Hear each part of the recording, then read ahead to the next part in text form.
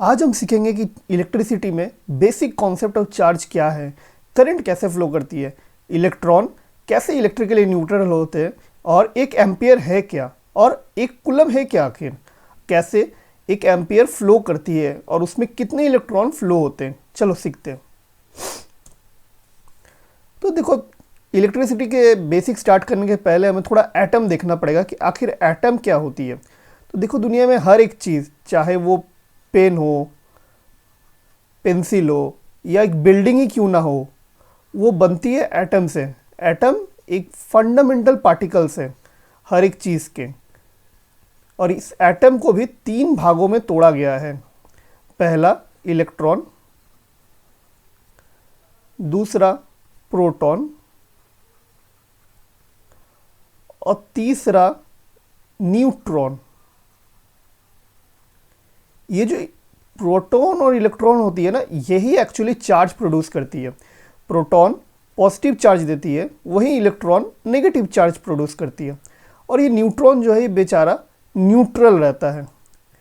एक एटम के अंदर एक न्यूक्लियस होता है जो कि प्रोटॉन और न्यूट्रॉन से बनता है, और इसी न्यूक्लियस के चारों ओर हमें दिखती है इलेक्ट्रॉन्स, जो इसकी रिवॉल्वमेंट करती है। इसकी चारों ओर ये इलेक्ट्रॉन्स घूमती रहती है। अलग अलग पार्टिकल्स में अलग अलग इलेक्ट्रॉन्स पाए जाते हैं, अलग अलग संख्या के इलेक्ट्रॉन्स पाए जाते हैं, और इसी चार्ज के मूवमेंट के कारण इलेक्ट्रिसिटी जनरेट होती है।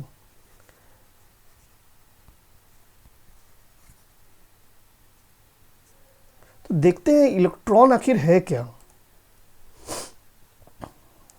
जो इलेक्ट्रॉन होती है ना, उसकी दो बेसिक प्रॉपर्टीज होती है। जैसे हर एक चीज़ की दुनिया में दो बेसिक प्रॉपर्टीज होती है कि वो उसका वेट क्या है, जो पता चलती है मास कितना है उसमें। तो इलेक्ट्रॉन की जो मास है वो है 0.9109 इंटू 10⁻³ kg, यानी ये एक बहुत ही कम वैल्यू है। ये इतनी कम वैल्यू है कि इसको अगर मैं साइंटिफिक नोटेशन में ना लिख के नॉर्मल नोटेशन में लिखूं तो ये कुछ ऐसे दिखेगी, 0.00000000। ये 00 लगभग 30 टाइम 0 रिपीट होगी, और फिर हमें दिखेगी 9109 kg, यानी 1 kg का इतना भाग। ये बहुत हल्का होती है। प्रोटॉन भी बहुत हल्का होती है, लेकिन न्यूट्रॉन से थोड़ा भारी होती है प्रोटॉन, और प्रोटॉन की वेट है 0.1672 इंटू 10⁻⁻26 kg, यानी 0.000000। ये लगभग 26 टाइम्स 0 के बाद 1672 kg हमें मिलती है। बहुत ही छोटा होती है, लगभग निग्लिजिबल होती है इनकी दोनों की वेट। जहाँ पे इलेक्ट्रॉन प्रोटॉन से हल्का होती है काफ़ी, लेकिन इन दोनों की चार्ज जो है वो सेम होती है, बस पोलैरिटी ऑपोजिट होती है। तो इलेक्ट्रॉन जो होती है उसमें चार्ज होती है 1.6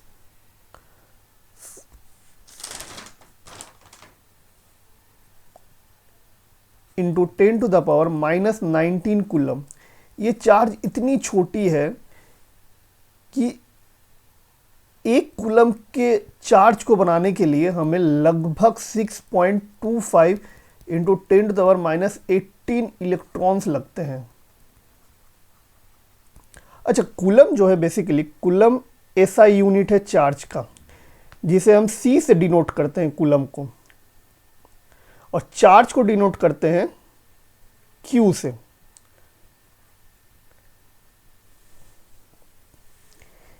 एक कूलम चार्ज बहुत होती है। एक कूलम चार्ज में लगभग 6.25 इंटू 10⁻18 इलेक्ट्रॉन्स होते हैं।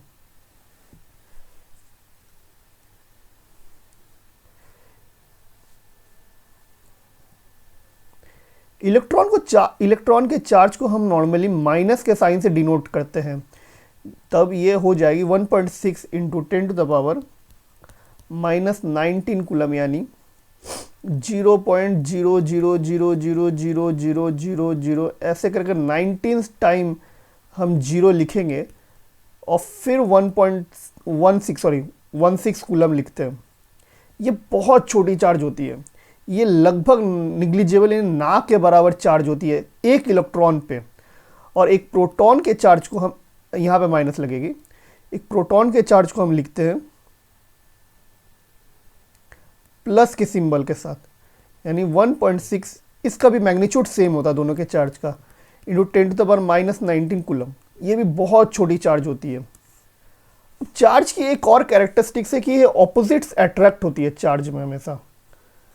चार्जेस अट्रैक्ट्स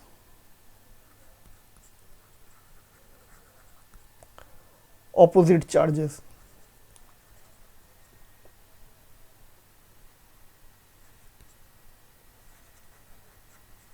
यानी एक इलेक्ट्रॉन जो है वो एक प्रोटॉन को अपनी ओर खींचेगी, और एक प्रोटॉन जो है वो एक इलेक्ट्रॉन को अपनी ओर खींचेगी। लेकिन यहीं पे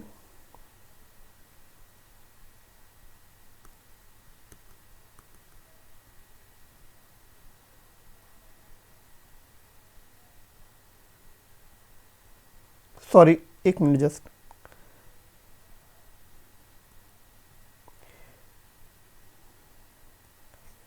यहीं पे हम देख सकते हैं कि एक इलेक्ट्रॉन जो है वो एक दूसरे इलेक्ट्रॉन को रिपेल करेगी, यानी उससे दूर भागेगी, और प्रोटॉन भी दूसरे प्रोटॉन से दूर भागता है।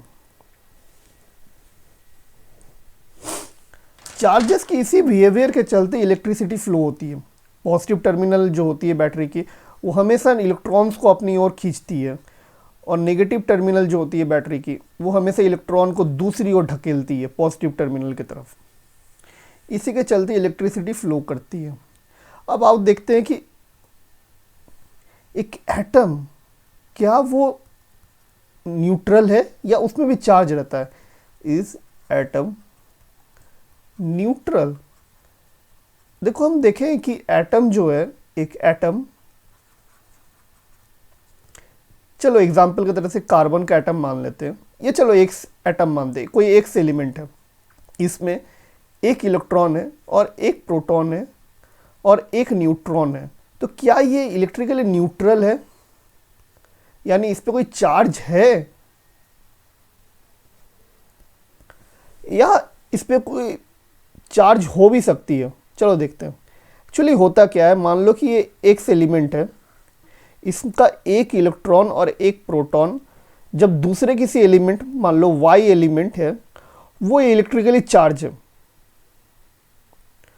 उसमें एक प्रोटॉन है, तो इस एक्स एटम जो है वो इस प्रोटॉन को रिपेल करेगी, वहीं पे ये जो इलेक्ट्रॉन इस प्रोटॉन को अपनी ओर खींचेगी। तो नेट फोर्स जो है इसकी वो हो जाएगी 0। इसलिए जो नेट चार्ज है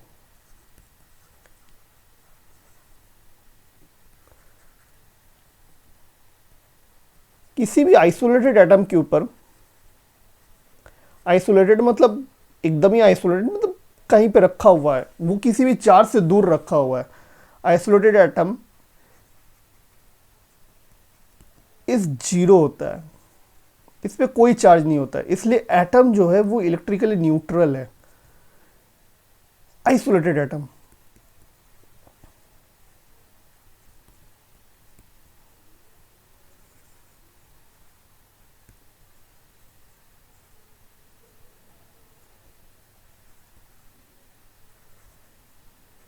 ये काफ़ी इंपॉर्टेंट पॉइंट है, ये एग्ज़ाम में पूछा भी जाता है कई बार कि क्या atom isolated atom electrically neutral है या नहीं। तो इसका आंसर होगा हाँ, आइसोलेटेड एटम जो है वो इलेक्ट्रिकली न्यूट्रल है। ये देखो मैं हाईलाइट भी कर दे रहा हूँ इसको, इस पर कोई चार्ज नहीं होती है, क्योंकि इसकी नेट इलेक्ट्रॉन और नेट प्रोटॉन जो खींचती है दोनों एक दूसरे को कैंसिल करती है। और नॉर्मली भी एक आइसोलेटेड एटम में जितने अमाउंट की इलेक्ट्रॉन होती है उतनी ही अमाउंट की प्रोटॉन भी उसमें मौजूद होती है। तो जितना अमाउंट से वो खींचेगा उतना ही अमाउंट से तो वो रिपेल भी कर रही है, तो इसलिए ये नेग्लिजिबल फोर्स है लगभग। तो कोई भी फोर्स, इलेक्ट्रिसिटी इस पे फोर्स है ही नहीं, तो इसलिए नेट चार्ज इसकी हमेशा जीरो होती है।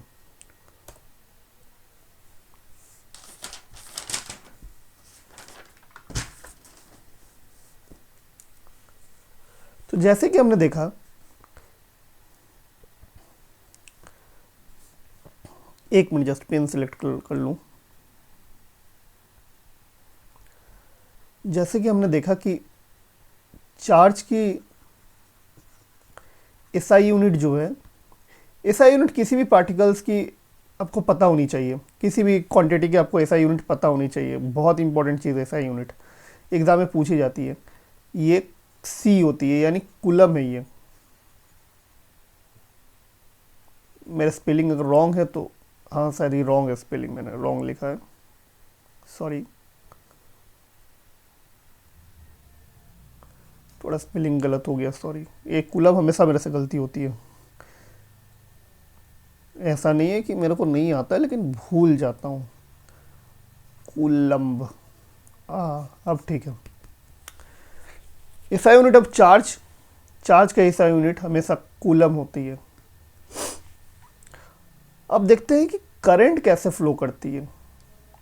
तो मान लो कोई एक वायर है, लोहे का वायर, तो उसमें हमेशा फ्री इलेक्ट्रॉन्स मौजूद रहेंगे। तो या कि फ्री इलेक्ट्रॉन्स आते कहाँ से?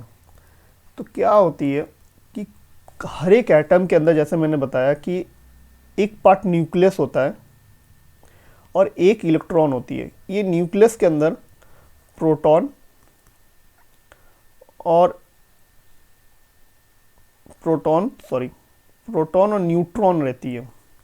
ये किसी एटम की न्यूक्लियस वीक होती है और किसी एटम की न्यूक्लियस स्ट्रांग होती है। जैसे हमारे पेरेंट्स, कुछ के पेरेंट्स बहुत स्ट्रिक्ट होते हैं, कुछ के पेरेंट्स बहुत लूज मतलब थोड़ा लीनियंट होते हैं। तो जिसका न्यूक्लियस बहुत स्ट्रांग होगा, जो न्यूक्लियस बहुत स्ट्रांगली इलेक्ट्रॉन को अपनी ओर खींच कर रखेगा, तो वो इलेक्ट्रॉन बहुत, उसके अंदर बहुत कम फ्री इलेक्ट्रॉन्स होते हैं। ऐसे डिवाइसेस को नॉर्मली इंसुलेटर कहते हैं। इसके बारे में 11th में जाके और भी डिटेल्स में पढ़िएगा कि बैंड गैप कैसे होता है और इंसुलेटर में कैसे इलेक्ट्रॉन कंडक्शन बैंड से वैलेंस बैंड में जाती है, ट्रैवल करती है। लेकिन ये हमारे स्कोप के बाहर है, 10th के सिलेबस में ये जनरली डाला नहीं जाता सीबीएसई में। ये सीबीएसई का सिलेबस मैं आपको बता रहा हूँ, अभी तक तो डाला नहीं गया है इसमें जब मैं बना रहा हूँ ये वीडियो। चलो इसको थोड़ा इरेज कर लेता हूँ। हाँ, जैसे मैं बता रहा था कि किसी भी एटम में न्यूक्लियस जो है वो स्ट्रॉन्ग है कि वीक है, उसके ऊपर डिपेंड करेगा कि इलेक्ट्रॉन का जो फ्री मूवमेंट है वो ठीक है कि नहीं। अगर वो बहुत ज़्यादा स्ट्रॉन्ग है तो इलेक्ट्रॉन को अपनी ओर खींच के रखेगा, उसको बाहर नहीं जाने देगा। ऐसे चीज़ को हम लोग इंसुलेटर नॉर्मली कहते हैं। और जो कंडक्टर्स होते हैं वो थोड़े लीनियंट होते हैं, उनके जो न्यूक्लियस है, उनका जो न्यूक्लियस है वो इलेक्ट्रॉन्स को ज़्यादा जोर से नहीं खींचता है, थोड़ा वीक फोर्स से खींचता है अपनी ओर। ये डॉट डॉट डॉट मान के चलिए कि वीक फोर्स है। तो इसमें कई फ्री इलेक्ट्रॉन्स मौजूद होते हैं। तो मान लो कि एक वायर है, उसको मैं जूम करके दिखा रहा हूँ। ये एक पतला सा वायर है, लेकिन इसको मैंने जूम किया हुआ है। जूम किया है तो अब तो ये एक सिलेंड्रिकल शेप में है वायर। ये मेरा ड्राइंग बहुत ख़राब है। हाँ, तो ये एक वायर है, तो इसमें बहुत सारे इलेक्ट्रॉन्स मौजूद हैं। ये एक आइसोलेटेड वायर है, पहली बात है। मतलब ये कहीं भी किसी भी चार्ज के साथ कनेक्टेड नहीं है, कोई बैटरी के साथ कनेक्टेड नहीं है, किसी भी तरह से कनेक्टेड नहीं है ये वायर। तो अब इसमें बहुत सारे इलेक्ट्रॉन्स मौजूद है, फ्री इलेक्ट्रॉन्स, क्योंकि इसमें बहुत सारे एटम्स मौजूद हैं और हर एटम में एक फ्री इलेक्ट्रॉन तो कम से कम होता ही है कंडक्टर्स में। लेकिन ये जो फ्री इलेक्ट्रॉन्स हैं ना, इनके मूवमेंट जो होते हैं वो बहुत स्पेसिफाइड नहीं होते हैं। मतलब कि ये किसी भी डायरेक्शंस में जाते हैं। ये ऊपर भी जा सकता है, ये इधर भी जा सकता है, ये जिगजैग मोशन भी ले सकती है, ये भी जिगजैग मोशन ले सकती है, ये भी ऊपर जा सकते हैं, नीचे जा सकते। तो जो रिजल्टेंट होती है ना इनकी, ये जीरो हो जाती है, इनकी मोशन की रिजल्टेंट। और अगर जीरो हो गई तो करंट भी जीरो हो जाए। करंट पे हम आएंगे कि करंट एक्चुअली है क्या, कैसे चार्ज और करंट एक दूसरे से रिलेटेड है। तो सबसे पहले देखो कि ये जो इलेक्ट्रॉन है यहाँ पे, ये नीचे की तरफ जा रही है और ये इलेक्ट्रॉन ऊपर की तरफ जा रही है, तो दोनों का मूवमेंट जो है वो कैंसिल हो जाता है। लेकिन यहीं पे मान लो कि अगर मैं सारे इलेक्ट्रॉन को किसी तरीके से, किसी मैजिक के सहारे एक ही डायरेक्शन में भेज दूं, तो इलेक्ट्रॉन्स की मूवमेंट तो एक डायरेक्शन में होगी, तो वो तो इलेक्ट्रॉन की मूवमेंट तो फिर जीरो नहीं होगी। तो मान लो कि मेरे पास ये एक वायर है जिसको मैंने एक बैटरी के साथ कनेक्ट कर दिया। मान लो एक पॉजिटिव चार्ज है उसके साथ मैंने यहाँ कनेक्ट कर दिया। बैटरी क्या होती है वो भी हम आगे के लेक्चर्स में देखेंगे कि कैसे बैटरी फंक्शन करती है, उसकी इलेक्ट्रोकेमिकल रिएक्शंस भी देखेंगे कैसे वो चार्ज होती है बैटरी। लेकिन अभी के लिए मान लो कि ये एक पॉजिटिव टर्मिनल है बैटरी की, ये एक पॉजिटिव है और ये एक नेगेटिव टर्मिनल है बैटरी की। और हम जानते हैं कि हम हमेशा बैटरी का पॉजिटिव टर्मिनल नेगेटिव से जोड़ते हैं और नेगेटिव टर्मिनल पॉजिटिव से जोड़ते हैं अपने रिमोट्स वगैरह में। इसमें जो फ्री इलेक्ट्रॉन्स है ना, उसको ये पॉजिटिव टर्मिनल अपनी ओर खींचेगी और ये यहाँ से मूव करने लगेगी पॉजिटिव टर्मिनल की ओर। और ये जो नेगेटिव टर्मिनल है ना, ये इस वायर के थ्रू, इसमें भी बहुत सारे इलेक्ट्रॉन, ये एक वायर है, मान लो ये भी एक वायर है, के थ्रू इस इलेक्ट्रॉन को इस साइड और ढकेलेगी। एक मूवमेंट हो रही है, एक इलेक्ट्रॉन्स फ्लो हो रही है। तो हर एक इलेक्ट्रॉन में कुछ चार्जेस होती है, याद कर लेता हूँ फिर से। इसमें जो चार्ज होती है वो 1.6 इंटू 10⁻⁻19 कूलम, मुझे अभी भी याद नहीं रहती, कभी कभार ये चार्ज लिख लेना चाहिए कभी। हाँ, तो ये चार्ज होती है हर एक इलेक्ट्रॉन में। तो बहुत सारे इलेक्ट्रॉन, एक वायर में लगभग करोड़ों अरबों इलेक्ट्रॉन्स रहते हैं। तो मान लो अभी के लिए कि इस वायर में लगभग 6.25 इंटू 10⁻18 इलेक्ट्रॉन्स मौजूद है। ये वायर भी कह सकते हो, इसको कंडक्टर भी कहा जा सकता है। इतने इलेक्ट्रॉन्स मौजूद हैं, यानी 1 कूलम का चार्ज है इस यहाँ पे मौजूद। अब ये 1 कूलम का जो चार्ज है वो ये पॉजिटिव टर्मिनल की तरफ बढ़ रहा है। ये इस पॉजिटिव टर्मिनल की तरफ सारे इलेक्ट्रॉन्स बढ़ रहे हैं, सारे 1 कूलम के चार्जेस इस पॉजिटिव टर्मिनल की तरफ बढ़ रहे हैं। तो करंट क्या है? करंट है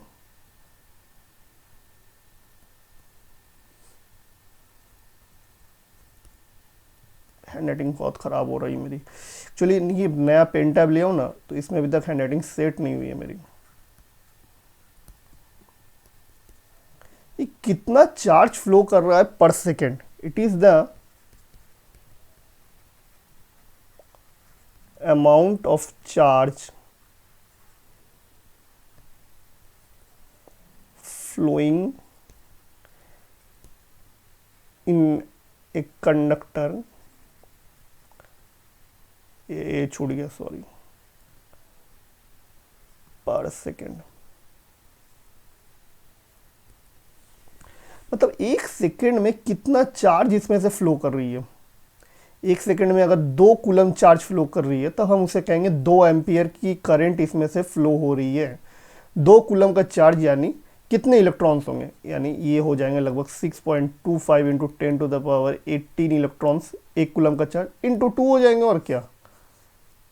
इतने कूलम की चार्ज अगर फ्लो करेगी तब 2 एम्पियर का करंट फ्लो करता है। 3 एम्पियर का करंट का मतलब क्या होगा? 3 एम्पियर का करंट का मतलब हो जाएगा सिंपली कि 6.25 into 10⁻18 into 3 times of electron pass कर। तो ये इतना बड़ा बोलने में हमें बहुत दिक्कत होती है, इसलिए हम कहते हैं कि 3 कूलम का चार्ज पास कर रही है। तो हम ये भी कह सकते हैं कि इतना सारे इलेक्ट्रॉन्स पास कर रही है 1 सेकेंड में, लेकिन उसके जगह हम छोटा सा कहते हैं कि ये 3 कूलम की चार्ज पास कर रही है पर सेकेंड। तो करंट को हम लोग आई से डिनोट करते हैं और इसके डेफिनेशन के हिसाब से हो जाएगा चार्ज पर यूनिट टाइम, यानी charge per unit time. Charge का ऐसा यूनिट होता है कूलम, टाइम का ऐसा यूनिट होता है सेकेंड, सब जानते हैं। तो ये हो गया कूलम पर सेकेंड, ऐसे भी इसे साइंटिफिक नोटेशन में डिनोट करते हैं और इसी को कहते हैं एम्पियर। साइंटिस्ट थे, उनके नाम पे ये डाला गया है। एम्प्स भी कहा जाता है कई कई जगह पे इसे, और इसे हम डिनोट करते हैं ए से। तो चलो एक बार फिर से हम रिवाइज कर लेते हैं कि अभी तक हमने क्या सीखा।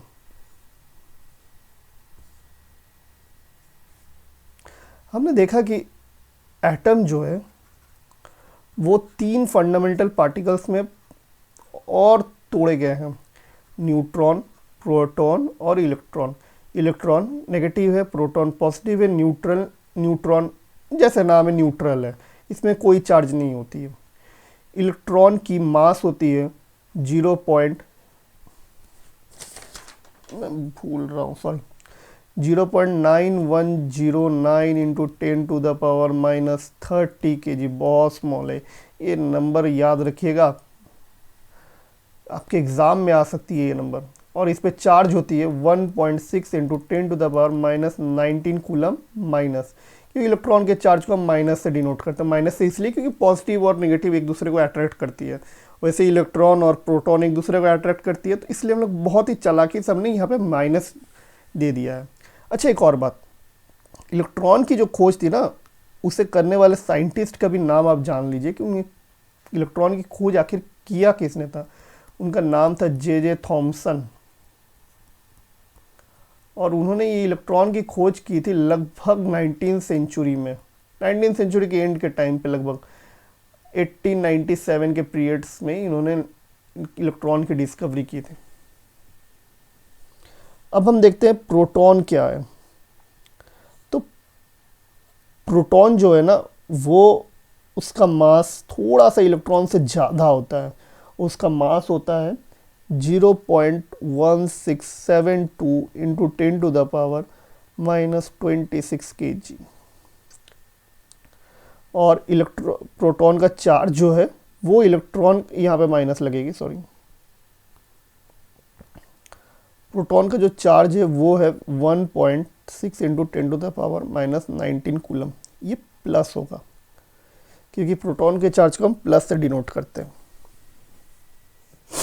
इसके बाद हमने देखा कि एटम जो है उसमें 2 पार्ट्स है बेसिकली, एक है न्यूक्लियस जो उसके अंदर का पार्ट है, और एक है इलेक्ट्रॉन जो उस न्यूक्लियस को रिवॉल्व करती है, उसके आसपास घूमते रहती है। जैसे सूरज यानी सन के आसपास हमारा अर्थ रिवॉल्व करती है, उसी टाइप से ये रिवॉल्व करती है। और इस न्यूक्लियस ने ही इस एटम्स न्यूक्लियस ने ही इस इलेक्ट्रॉन को अपने ऑर्बिट में रिवॉल्वमेंट के लिए पकड़ के रखा है, एक फोर्स के द्वारा पकड़ के रखा है। और इस न्यूक्लियस के भी 2 पार्ट्स हैं। एक मिनट, सॉरी,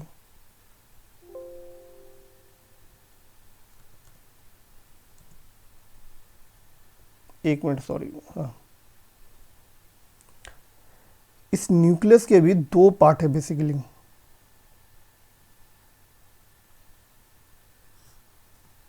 न्यूट्रॉन और पॉजिटिवली चार्ज प्रोटॉन। न्यूक्लियस में मूवमेंट उतना होता नहीं है। क्लास 11 में आप लोग इलेक्ट्रॉन और होल के कॉन्सेप्ट को भी देखेंगे कि कैसे इलेक्ट्रॉन और होल, वहाँ पे पॉजिटिव चार्ज को होल से डिनोट किया जाता है, क्लास 11 12 में आप देखेंगे। लेकिन फिलहाल के लिए आप पॉजिटिव चार्ज को प्रोटॉन से ही मान के चलिए। तो ये प्रोटॉन जो होता है, इसके चलते, इसके पॉजिटिव चार्ज के चलते ये न्यूट्रॉन यहाँ पे बंधा हुआ रहता है। और एक एटम में जनरली जितना इलेक्ट्रॉन होती है उतनी ही प्रोटॉन होती है आइसोलेटेड कंडीशन में।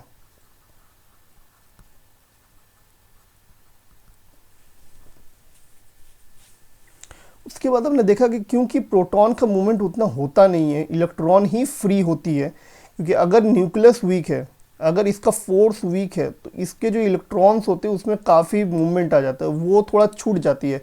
जैसे अगर पेरेंट्स थोड़े लीनियंट होंगे या क्लास टीचर अगर लीनियंट होंगे तो बच्चे बहुत ही रिलैक्स हो जाते हैं, वैसे ही इलेक्ट्रॉन भी थोड़ी रिलैक्स हो जाती है। लेकिन अगर ये न्यूट्रॉन का फोर्स थोड़ा सा ज़्यादा है तो ये इलेक्ट्रॉन को बांध के रखती है।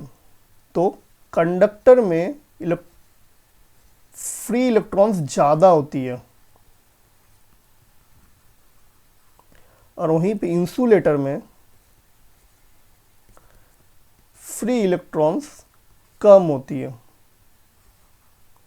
ये क्यों होता है, डिटेल में इसका बैंड गैप जो एनालिसिस है वो आप 11 या 12th में पढ़िएगा। मॉडर्न फिजिक्स बोल के चैप्टर आएगा, वहाँ पे 12th में ही आता है मॉडर्न फिजिक्स में। सेमीकंडक्टर में ये बहुत अच्छे से एक्सप्लेन किया रहेगा कि क्यों फ्री इलेक्ट्रॉन्स इसमें ज़्यादा होती है और क्यों इसमें कम होती है। उसमें और भी मॉडल्स आएंगे और डिटेल्स में आप उसको एनालिसिस कीजिएगा, लेकिन अभी तक के लिए आप मान के चलिए कि इंसुलेटर में फ्री इलेक्ट्रॉन कम होती है, इसलिए इसमें चार्ज ज़्यादा फ्लो नहीं करता। जैसे इंसुलेटर का एग्जांपल हो गया आपका वुड,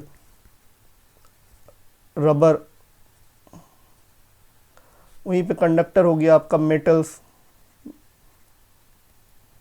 मेटल वायर्स वगैरह, जितने भी मेटालिक चीज़ है वो सब, अधिकतर मेटालिक चीज़ गुड कंडक्टर मानी जाती है।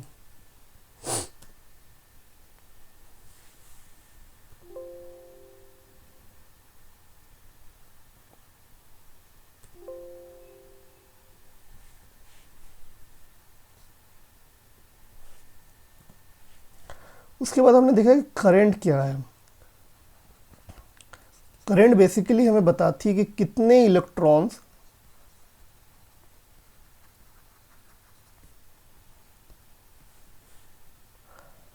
पास हो रहे हैं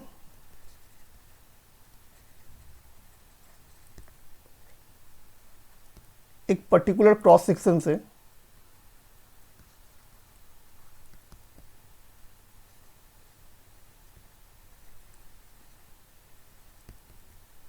पर सेकंड, मतलब एक सेकंड में कितने इलेक्ट्रॉन पास हो रहे हैं, और जितने इलेक्ट्रॉन पास होंगे उतने ही तो चार्ज भी पास होंगे। तो इसीलिए करंट को ऐसे भी हम लोग लिख सकते हैं, current can be defined as flow of charge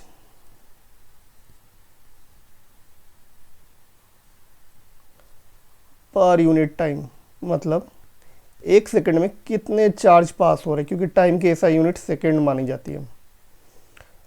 current को हम लोग आई से डिनोट करते हैं, चार्ज को हम लोग क्यू से डिनोट करते हैं, टाइम को हम लोग टी से डिनोट करते हैं।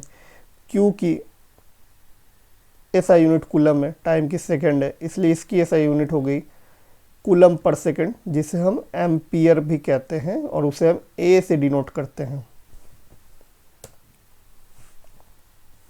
अब देखते हैं कि अगर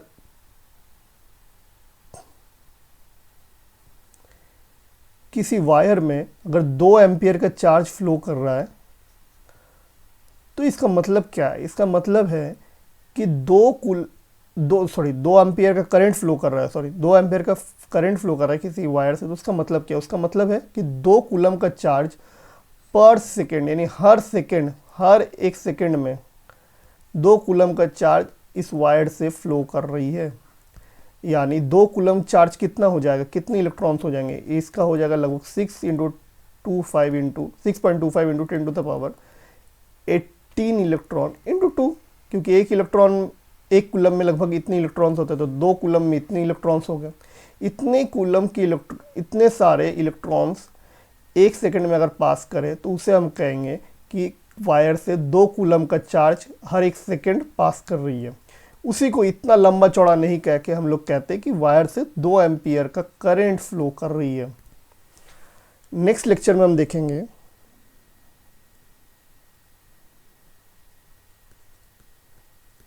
कि करंट की डायरेक्शन क्या है। अभी तक तो हमने देखा कि करंट क्या है, लेकिन अब करंट की डायरेक्शन भी हम देखेंगे, करंट की डायरेक्शन क्या है। चलिए आज के लिए इतना ही। जाने के पहले सब्सक्राइब प्लीज़ कर दीजिए, नेटिंग ख़राब है उसके बावजूद कर दीजिए प्लीज़, और लाइक भी कर दीजिए, और अगर अच्छा लगे तो शेयर भी कर दीजिए। Thank you.